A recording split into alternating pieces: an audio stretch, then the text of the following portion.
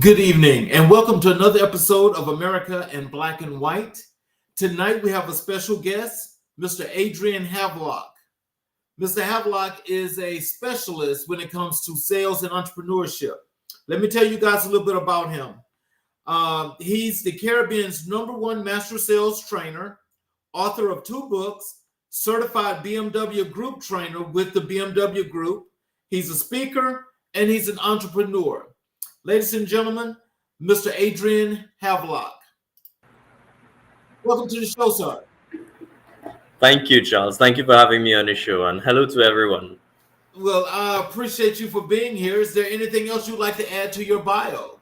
I think you covered it quite well. It was short, it was sweet, but it had everything in it. So yeah.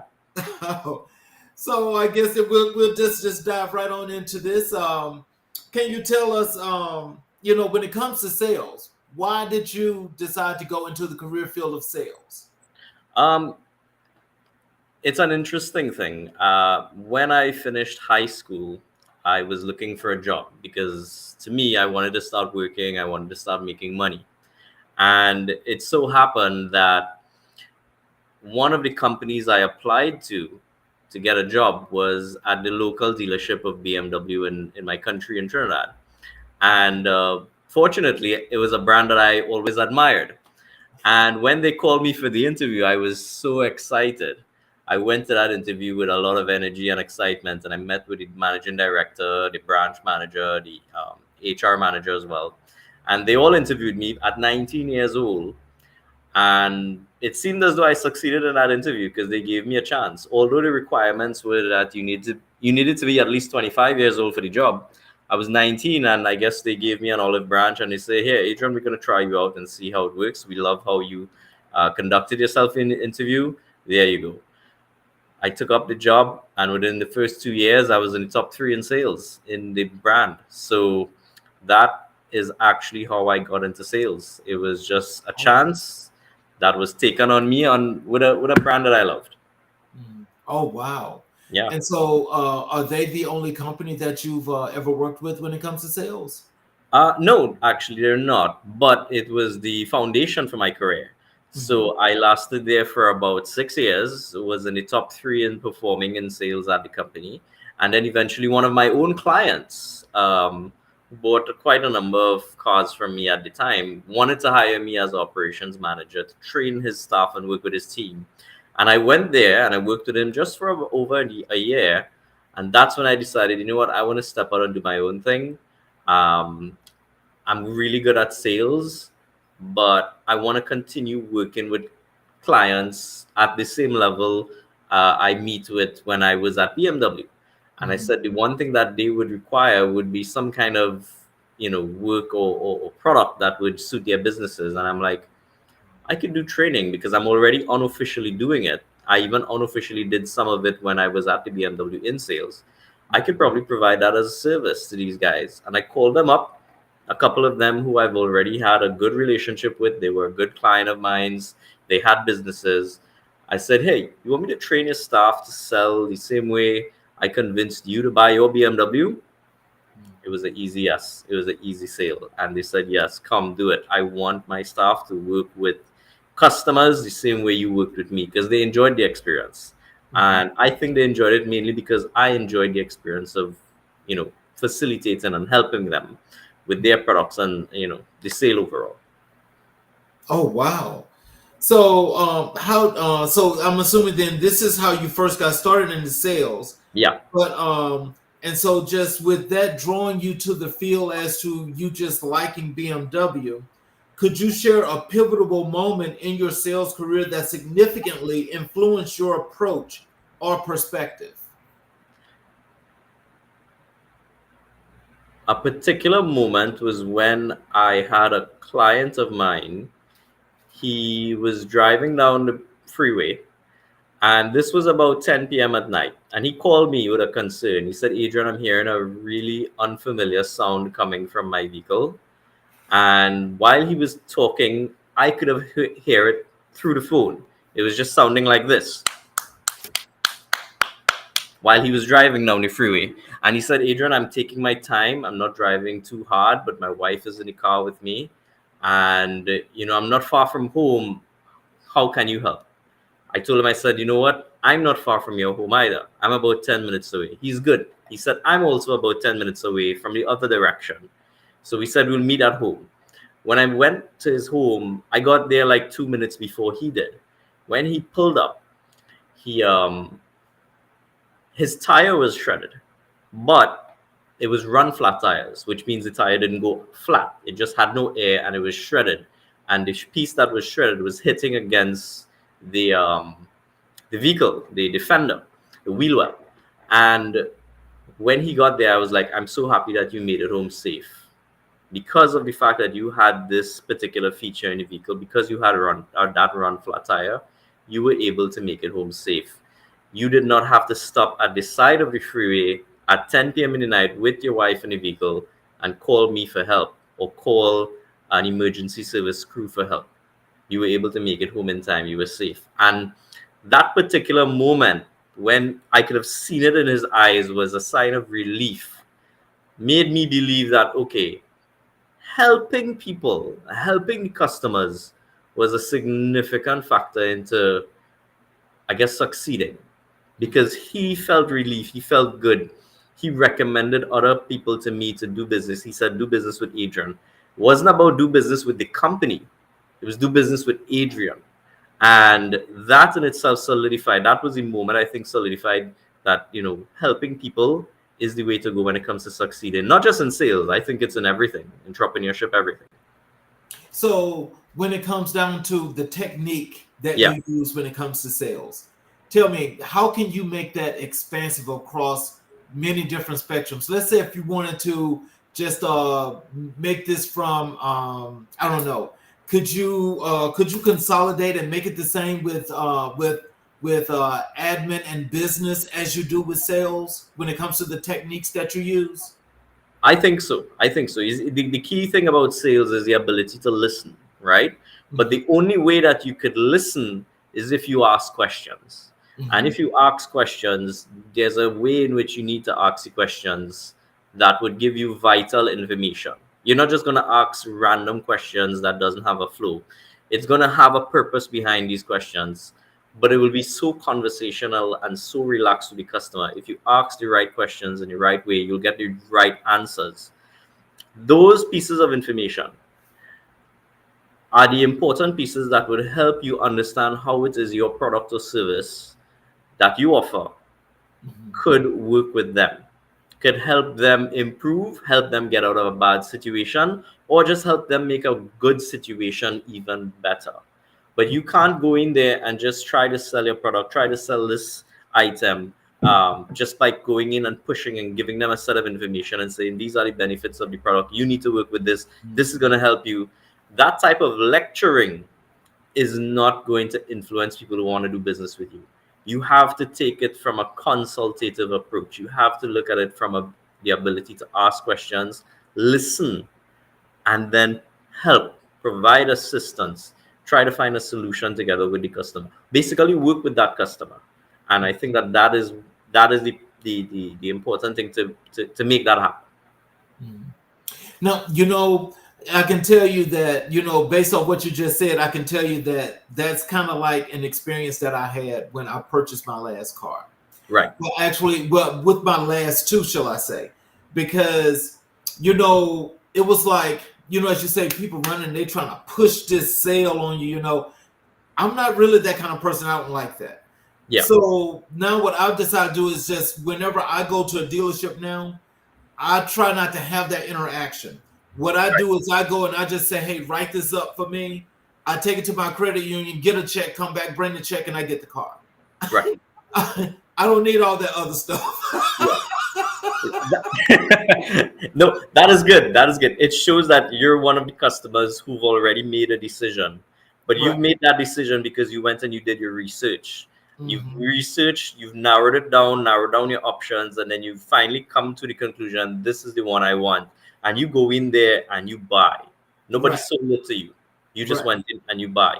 Right. And I think a major factor is that you did not want to have to experience that sales pitch. Right. You just wanted to get the product and be satisfied with the experience. And you did that yourself. But there are many people out there who don't do that. They want help. They want help making a decision because they can't make a decision on their own. Mhm. And that's when the salesman or the entrepreneur or the business person, whoever is selling the product or service, that's where their role comes in now. And you need to have that conversation with the individual to help guide them with making that decision because they can't do it themselves. They don't know how.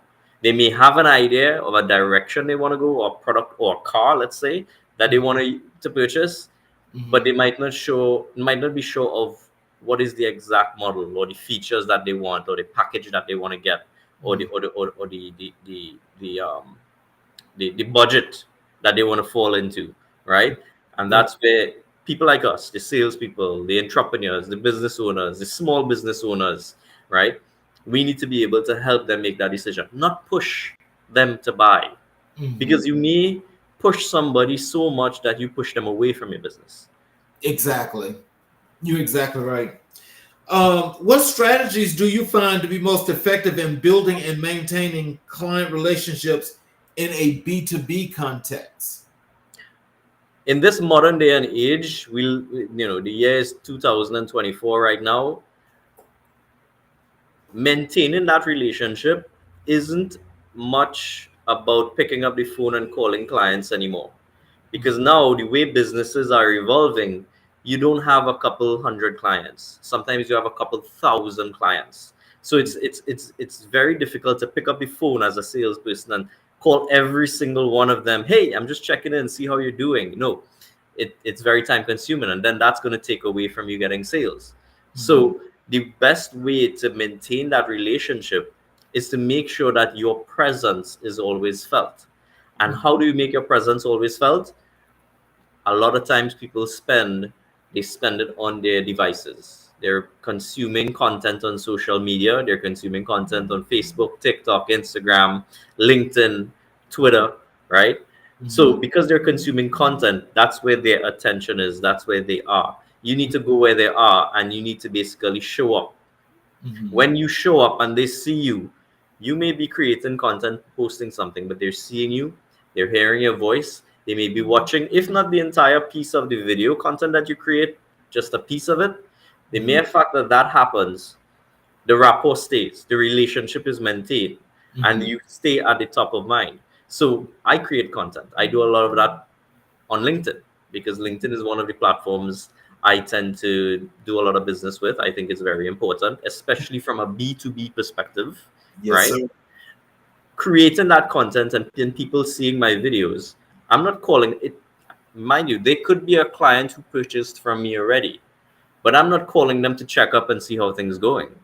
I'm just there creating content, posting, and when they see it, I'm always at the top of their mind. They remember me. They remember me. And you know what? One day they're gonna message me and say, "Hey, Adrian, we want to do some more training." Or, "Adrian, I have a business colleague who wants some training, and I just gave them your name."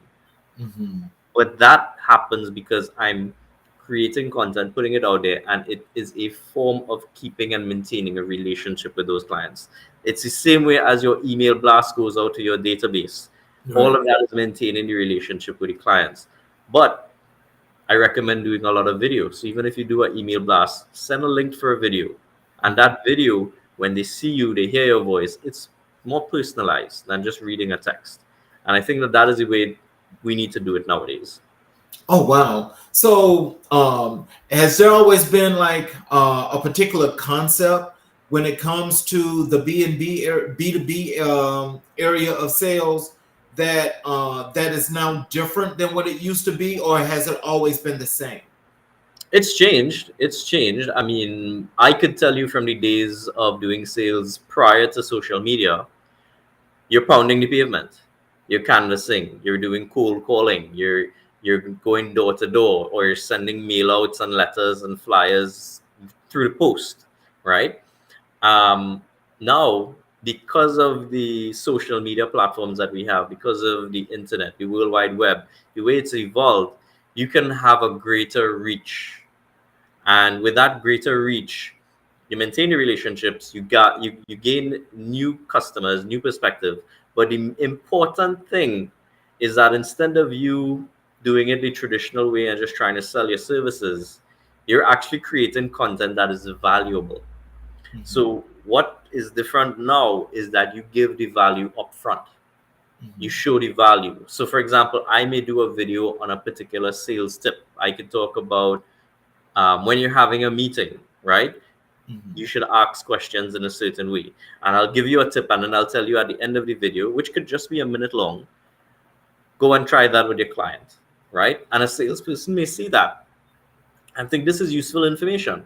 I could probably use this from today, right? They didn't pay for it. It was free, but it was valuable. It's in the same way a business owner or a manager may see that information and say, you know what, I need to call Adrian and train my staff. The mere fact that you're giving that value up front, you're giving it for free, it's educational, it's informative, and it also gives you the position of being a credible, respectable person in the profession, positioning yourself as the expert in that field. So yeah, give value. That's how it's changed, by providing the value upfront and utilizing the online tools that we have at our disposal. As somebody deeply involved in B2B sales, how do you adapt your sales techniques to different industries or markets? Well, you got to do the research. You need to understand, okay, I'm going into a particular industry.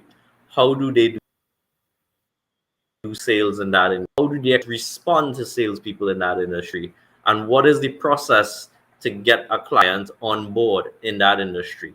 And when you have to go in there, yes, you can give a generic sales presentation, a sales training, but not all elements of it could be used in that particular industry. So if I'm using the sales training as an example, because that's what I do, B2B, right? I utilize the important parts of my product, my service for them. And I customize that training for them. So if it is that you have a product or service and you need to tap into a different market, a different industry, it's not always one size fits all. It's always you need to customize it in some form or fashion. You're selling clothing. You're not going to sell one size. You're going to sell extra small, small, medium, large, extra large, double XL. You're going to give different sizes of the same shirt so that you can cater to different people. It's the same way you need to have your product adaptable to different markets, different industries. Wow. That's a lot. That is definitely a lot. And when I just think about it, let me just ask you a follow-up question to that, because let's say when you're saying how it's adaptable and how you have to customize and so forth, like when it comes to customization, what are some of the things that you look at or you determine when you want to customize for a particular industry? What are some of those things? I look at the customer tick in those industries. What makes them not tick? What would turn them off? Right? I look at that first, the customer's experience. And then I take a look at the process of the client that I'm working with and how they are facilitating that customer. Is it working? Are there gaps that need to be filled? Or are there things that they should probably not be doing that we need to remove? And then I customize it to that level. So if it is that, our audience here, they have the goal to start a business, and it's not what I do, it's different, right? But you need to make sure that your product or service can be either adaptable to different industries or different markets, or you could customize some of it, not in a full way. It could probably just be a few tweaks and changes to adapt to different types of customers. So if you're going to do that, understand what is your customer profile or profiles, right? Customer A may be this type of person and they may look for this type of product. Customer B, customer C, right? And then make sure you have the products or the services to facilitate each of them. And when they come to you or you go to them, you interact with them, you would know exactly what's the best product, the best solution to offer to them. After, of course, you've asked the right questions and you've listened. So what role does continuous learning play in staying ahead in the sales industry, and how do you personally approach it? Oh, it's a very important rule, because I approach it by taking a look at different trends and the way in which things are changing in the world today, especially when it comes to the use of artificial intelligence, the use of online tools and social media. I take a look at those things. Now, for me, I don't have to look at everything because not everything may apply to what I do. For someone else, they may have to look at more things and see what's changing and learn to adapt to those changes. Okay. You have, for example, a company that may be selling a particular service for the last 25, 30 years, right? But they're struggling today to sell that same product or service that they were really, really successful 15 years ago. Mhm. Why? Why they're struggling today, although they're so well established? It's because you have a lot of people working in the companies or running the companies who have not kept up and adapt, who have not done continuous learning to adapt to the changing world. So I did a training recently with a company, and in the training, I brought new tools for them. And the thing is, it's not so much new tools, it was just tools that they were aware of, but they were not using because their management were giving them tools that they used when they were in sales back in the 80s and 90s. And it worked really well back then, right? And they're telling them, go out there and do these things. You should not be doing it this way, although this way is the online way and the way in which most consumers are buying now. They build rapport, they build trust, and they make majority of their decisions from their own research now. You don't have to go out there and convince them and give them the whole list of features and functions and benefits, right? So things have changed, and continuous learning make sure that you're ahead of the game. You understand how things are changing and how it's impacting consumer buying behavior. And if you understand how it's impacting consumer buying behavior, your selling behavior should be able to adapt to that consumer buying behavior to make sure that you're continuously growing as a business, as an individual, as a company, all right, to ensure longevity. Mhm. So let me just get this right, kids. Can let me ask you this? Yeah. There are such as like having CPEs when it comes to sales, or is it just that the updated training as to the industry itself? In other Repeat. words, Yeah. let me just say, like, like if you're like in real estate or you're doing insurance and so forth, you have to do CPEs on an annual Right. basis. Correct. So is it the same in the sales industry, or do you just update the changes of the industry? Um, it's depending on the industry entirely. Some industries aren't as, how to say it, strict with Mhm. certain elements of it because they don't require too much legal aspects to it, Right. right? Whereas some areas of sales, like the insurance or the real estate, they have a lot of legal aspects to it that, you need to follow these certain rules and stick within these parameters and have these certain qualifications and certifications to make sure that you're on board and you're on par. From many different reasons, right? So for the work that I do with clients and stuff, I look at the human side of the sales element. And by human side, I mean that's my specialty, it's my focus, Mm-hmm. right? We have other great trainers and experts in fields who would focus more on those things, right? Mm-hmm. And Right. incorporate it. My area of specialty is looking at the human side, the psychological side, the communication side, all interlocked into one with a client. So when you and I have the conversation, that sales conversation, what do we say? How do we say it? What's the tone we're using? What's the choice of words or language that I'm going to use to make sure that you have an emotional feeling towards me that's positive, in that you want to do business with me, not because I'm selling you something, but because it's such a comfortable feeling you just want to buy from me, right? That Right. is what I focus on. And I believe that if anybody who's watching this live right now or watching the recording of this, if you're getting into business, if you're starting a small business, if you're getting into sales, right, make sure that you understand human behavior. And I don't mean you have to go and do a psychological course. I just mean that you need to be observant. Mm-hmm. Observe, listen, look at the non-verbal cues, look at the way somebody react and respond to something, if they're comfortable, if they're uncomfortable, and adapt accordingly. That in itself will make a significant impact in how you do business. Mm-hmm. So, how do you balance short-term sales goals with long-term relationship building in your sales strategies? Short-term sales goals with long-term relationship building for me comes back down to consistency in how I build myself as a brand. So salespeople nowadays have to build their own strong personal brands to consider themselves as I try to tell salespeople, stop thinking of yourself as a salesperson in the first place.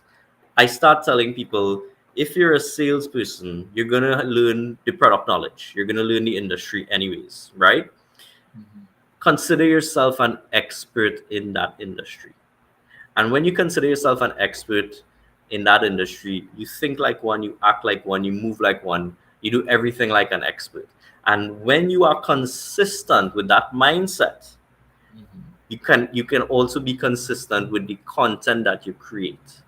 Put Mhm. yourself out there and create content. And when you create content, because of course we're in 2024, in the next 6 years that's going to evolve and become even bigger, you're going to have to continuously create content. Salespeople, experts needs to be marketers, needs to be big brands as an individual. I may have a company, I have a couple companies, but you know what's the brand that I promote? Brand Mhm. is Adrian Havelock. Who people want to do business with? Adrian Havelock. All right. So when you build that brand and you're consistent with it, for the short-term sales goals you're gonna get, but for the long term, you're gonna build something great because you build a reputation with that. Mhm. And it will reach a point where you won't have to be chasing sales. It will reach a point where clients are going to be chasing you. Everybody is going to want to be doing work with you, but it only comes when you are consistent, when you are continuously doing the little things to make sure that you're always there with not just your existing clients, but new clients. So create content, put yourself out there. When people are looking at their phones, Right. right? You Right. want them to see you, even if it's just for a couple of seconds. It Mhm. triggers something in their brain. And over time, that's going to grow. Your network going to grow. More people are going to recognize you. This is why TikTok is one of the most fastest growing platforms Mhm. right now. But that doesn't mean that it can't happen on other platforms organically like that. I use LinkedIn a lot. And for me, it works really well because from a business to business perspective, B2B perspective, the brand that you could build as an individual, as an expert there could be really, really strong if you do it and you do it right. But you got to start. That's the main thing. Just start. Don't think about perfection. Mhm. Don't think about trying to make the video too perfect and putting on a tie and a shirt. Make the mistake. Be authentic. You're gonna say something and you're gonna say, don't worry about trying to cut it out and making it perfect or doing it over. Leave it. When we're having this conversation one to one, Mhm.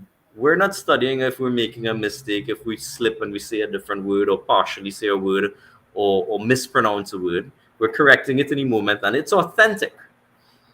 And what people look for now is authenticity. Yes, So sir. you're creating content, Mhm. be authentic, make the mistake, let them see the flaws, right? And Right. you will pick up on the realness about you, and that will grow really well. You will make your brand grow really well, in fact. Let me ask you something because it sounds like you're doing this organically and manually. Do you use a CRM system at all? Me personally, no. But Really? yeah, me personally, no, because um, for the level at which I'm working, Uh-huh. it might be useful. Yes, I'm not going to discount it. It might be useful. It could work. But I've gotten so accustomed to just doing this organically that I enjoy it. Right? Right. I just enjoy. I'll pick my phone up and I'll create a video quickly, and then I'll go and CapCut and add some captions, and then I'll just click post, right, and Right. share it because it doesn't take long, right? Right. Because inspiration sometimes come in the most unusual moments. You can be on the toilet, and the best ideas could come to you on the toilet, right? As soon as you go out there and you record something, but you record it with so much energy and authenticity, right? That when people look at it, they feel that they pick up on that and they say, you know what, I like your content, I like what you post. And sometimes it's not exactly what you're saying, it's just the energy they pick up from that. They pick up the authenticity, the realness, and they say, I want to work with you because you seem real. Right. And That for me is the way in which we need to do sales going forward and adapt as technology changes and we have AI getting stronger and stronger of an influence in the way we do things. We also need to make sure that authenticity stays and we continue to adapt. Let AI help us, but don't be dependent on it, if that makes sense. I just got to tell you that I've got a lot of those old fashioned values myself. Right.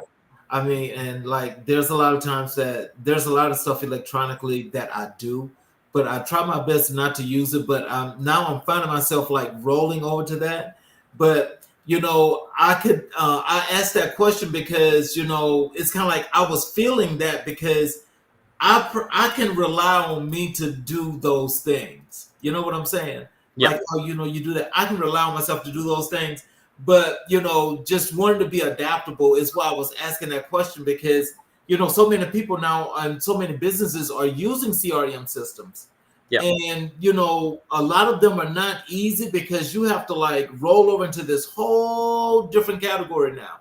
So Yeah. when you start using those things, it's like one thing affects like 25 things, and you've got to be able to learn all those things. Yeah, it is. It is true. It is true. And the thing is, it all comes down to the nature of the business. Mm-hmm. Does the nature of your business require you to use it? If so, yes, take it, run with it. I have colleagues of mine, similar industry as myself, and they use CRM systems and they use it really well and it helps them really well. Really helpful tools to help them put out.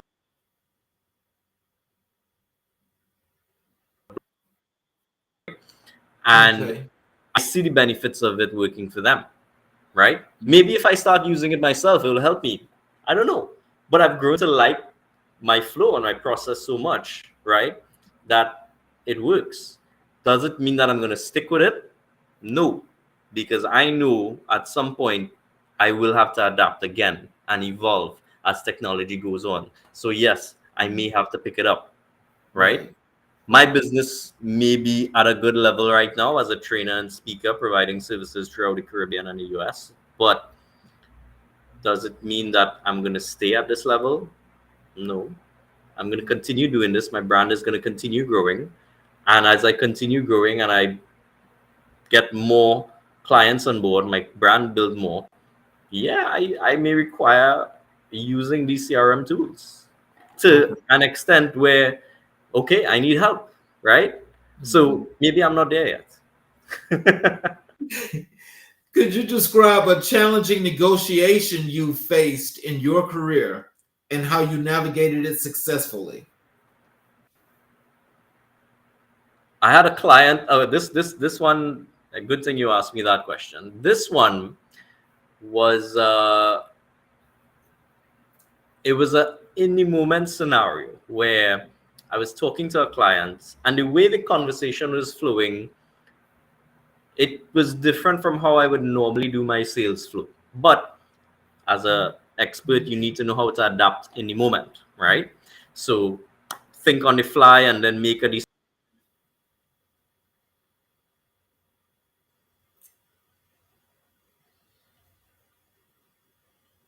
decision. And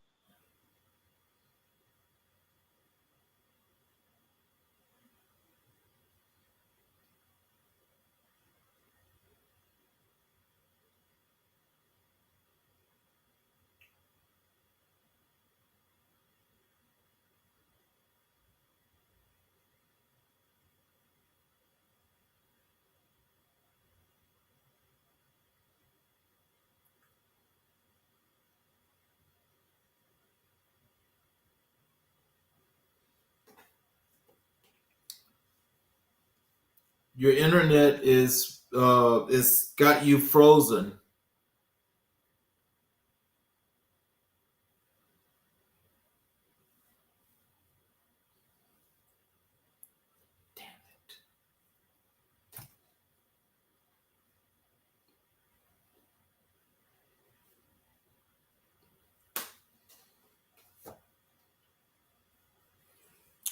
We've got a little technical difficulties there, ladies and gentlemen. Give us just a short minute so we can try to get Adrian back into the show.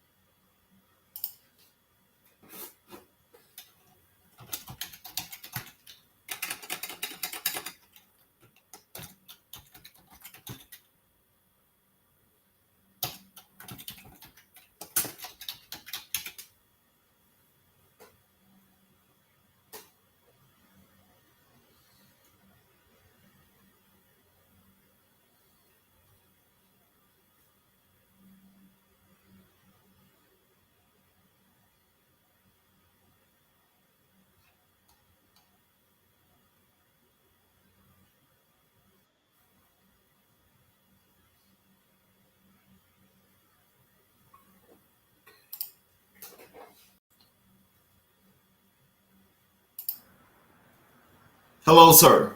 Wow, technical difficulties are totally different when you're on an island.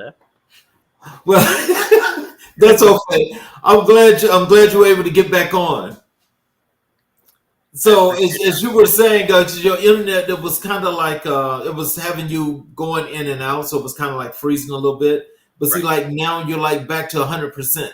Oh, that's brilliant. That's brilliant. I don't know what happened just now, but it everything just froze. So we can get back to where we were, if we still Yes, have sir. students here with us. Yes, sir. Yeah.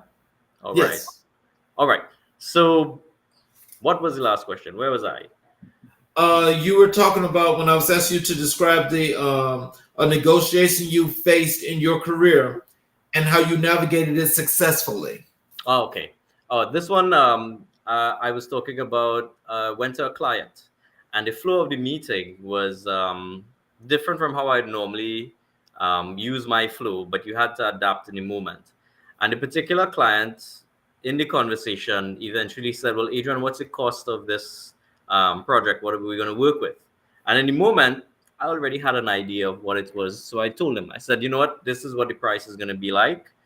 And he said, "Whoa, it's a bit expensive. Can you do it for X amount of dollars?" Right?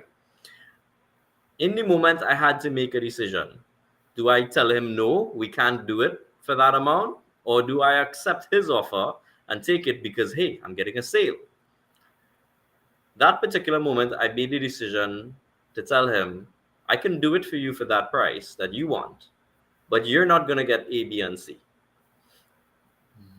So I basically removed elements of work Mhm. to adapt to his price, to let him know that you're not going to get the same value. You're going to pay less, you're going to get less. I'm not going to do the Right. same work for less money. I'm going to Mhm. give you less work, I'm going to give you less product for For this less problem. money. So Mhm. I put him in a position to make the decision, do you want less or do you want the maximum benefit, without telling him that. And Mhm. then eventually he made the decision, okay, I'm going to go with the full package because I don't want to lose any elements of this. And that was it. So Mhm. that was an interesting way in which I had to adapt in the moment, on the fly, that wasn't prepared for. It was it was a tricky negotiation. It sounds simple, but at the time, it was the first time I did the negotiation that way, and it was smooth sailing from there. Oh wow. Yeah. So So just to add to that, if you're looking at this live right now and you're getting into business, just because a customer wants a discount doesn't mean that you have to bend to their request for a discount and still do the same amount of work or give the same amount of product or service. Also, know your worth as an expert, as a salesperson, as a company. Know your worth, and don't be afraid to stand up and tell a customer, I can't give you that. But what I Mhm. could do, I can do A, B, and C. Give them another option if they want. But make sure that both sides could benefit from it. I don't want you to feel like you're losing just to get a sale.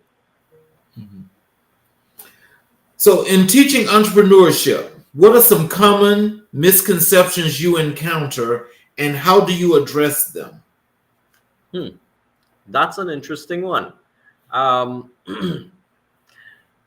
a misconception that I encounter in entrepreneurship and in sales, because I think this particular example goes both ways, is people thinking that everybody needs my product or service. Mhm. And that is not true. Not unless if you sell toilet paper, not everybody needs your product or service, right?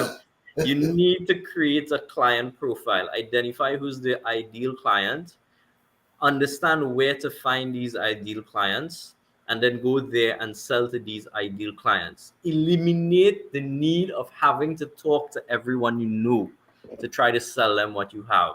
I don't see the benefit now. Maybe it worked back in the 1990s, maybe it worked in the 80s, the 70s, but I don't see the need now for people to have to call 100 people to try to sell them something. It should Mhm. no longer be a numbers game. It should be uh how to say it, a game of quality rather than numbers. So if you want to make 100 phone calls, but you know out of that 100 phone calls, only 10 people might buy, right? Then Mm-hmm. more than likely, you should not be calling the other 90 people, Mm-hmm. or at least the other 80 people. Still leave a buffer for 10. You never know, you could convince another 10, right? Keep that Mm-hmm. 80-20 rule there. Narrow it down to the quality ones. I tell people business and sales nowadays is not so much a qualifying aspect where you need to qualify your customers. You need to disqualify the people who's going to waste your time. Mm-hmm. You're going to have a lot of people out there, hey, what's the price? Let me know what's the price. Oh, that's a good product, but I think this is bad. And they're going to engage you and not do business with you. Identify them quickly and drop those. Work with the people who are the people that's going to buy from you, who are the quality clients, and you're going to see better results. Don't work hard, work smart, right? So disqualify the waste of timers. That's a major misconception that I see, is that everybody needs a product and service. No, not everybody needs it. Drop the people who don't. Just work with the people who do, right? That is the biggest thing. What do you believe are the key attributes or skills every aspiring entrepreneur should cultivate?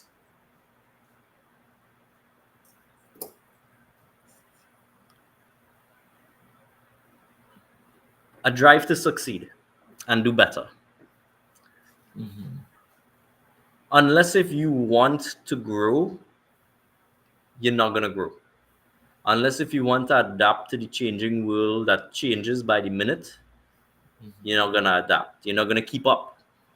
So you need to have a drive to succeed, a drive to push yourself harder Mm-hmm. in order to make it. Because now, yes, we have technology, but that also means everybody else have access to that same technology. And Mm-hmm. because they have access to that technology, have access to a lot of tools to help them advance in their careers. And you need to have that drive to make sure that you stay on top. If you have that drive to stay on top, you're going to put yourself in a mindset and a position to find the ways to ensure that you become the best at what you do. And once you become the best at what you do, you need to still have that drive to ensure that you stay the best at what you do. Because in the blink of an eye, someone could pass you in this race. And when they pass you, you're going to be left behind. And when you're going to left behind, if you don't try to adapt and keep up and continue having that drive for success, you're going to lose the race. Mm-hmm. And nobody here wants to be losing the race. We all want to be winning the race. We're Mm-hmm. not in real life, you're not getting a medal at the end of the race. That Right. only happens when you pay for the marathon. You basically pay for that medal. But in real life, you're not getting that medal at the end of the race. You're going to get it if you're in the first three. Aim to be the first. So even if you fall short, you fall at second, you fall at third. But always aim to be the best. That drive.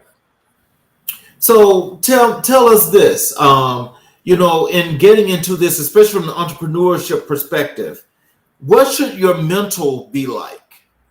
My mental, Yeah, your mental. What should this be like? strong.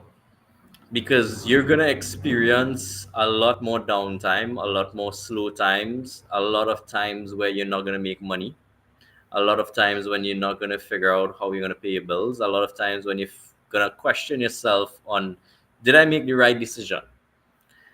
And that strength also needs to come in combination with the consistency that I spoke about earlier. Because if you have a weak mind, you're going to just give up.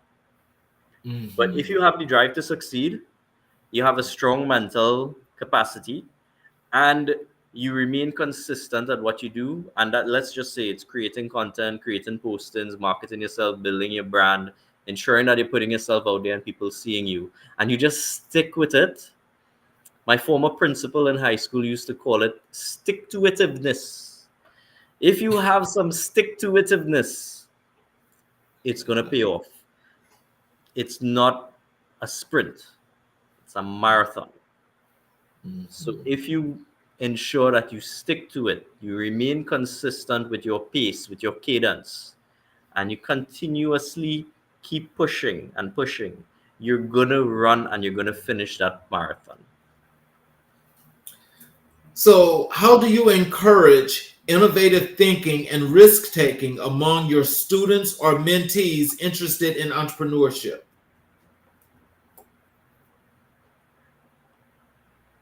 I make sure that they learn by doing. So I Mm. don't stand up in front of a training room and tell people, well, you should do this, you should do that, you should do this, you should do that. And then, okay, have a nice day. Hope you enjoy this training. Bye bye. No, I say, we need to do this. Here's how we're going to do this. We're going to do this by doing A, B, C, and D. And at the end of it, do you understand? If they say, yes, I understand, I'm like, okay, let's do it now. You're going to do it now. For example, I show you how to create content. You understand how to create content? Good. Now you're going to record a video, post it. You're going to do it now. You're going to learn by doing.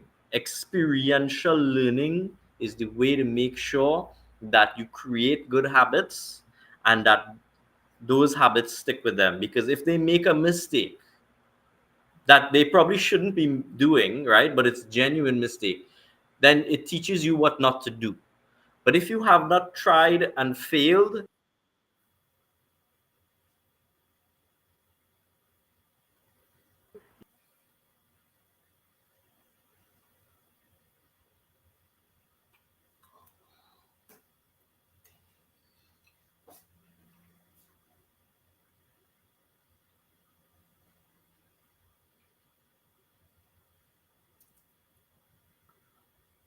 You're frozen again.